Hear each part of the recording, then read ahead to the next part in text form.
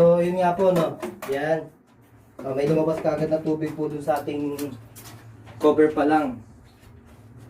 Naapawan po yung ano talaga natin. Drain pan.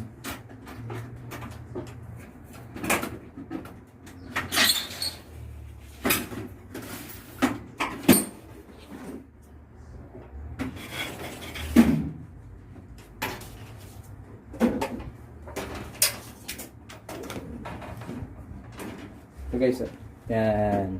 Tanggalan natin yung ating ano, no? Yan, yung cover. Thank you po sa pagpasok sa live, no?